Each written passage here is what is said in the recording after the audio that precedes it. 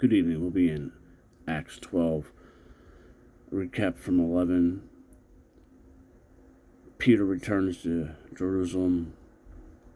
The assembly questions him, why did he meet with the Gentile?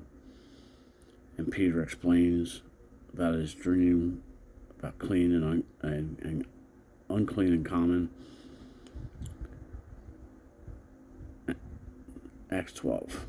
And about that time Herod the sovereign put forth his hands to do evil to some from the assembly. And he killed James, the brother of John, with a sword.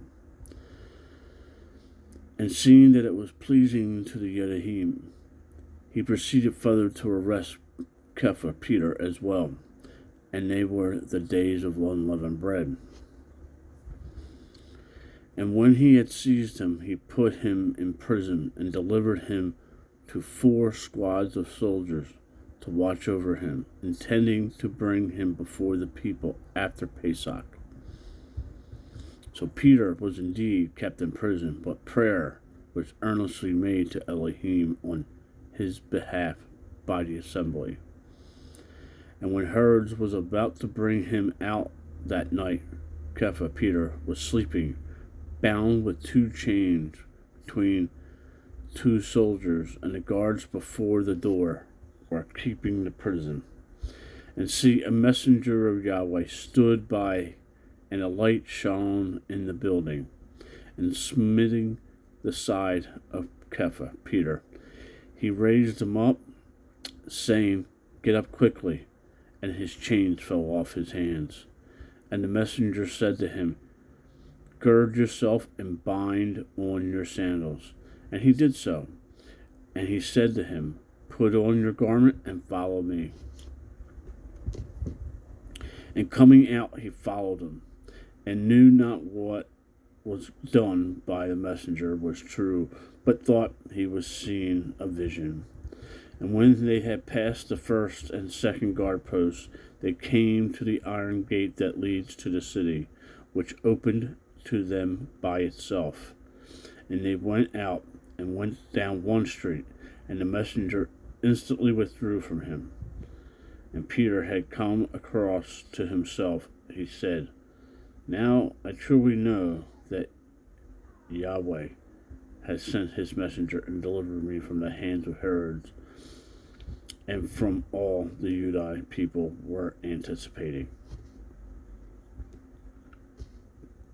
And having realized this, he went to the house of Miriam, the mother of John, who is also called Mark, where many had gathered to pray. And when Peter Kepha knocked at the door of the gate, a girl named Rhoda came to answer. And when she recognized Peter's voice, she did not open the gate because of her joy, but ran in and reported that Peter stood before the gate. And they said to her, "Are you mad?" But she kept insisting that it was so. And they said, "It is his messenger?" And Peter continued knocking, and having opened, they saw him and were amazed, and motioned to them with his hands to be silent. He told them how the master brought him out of the prison.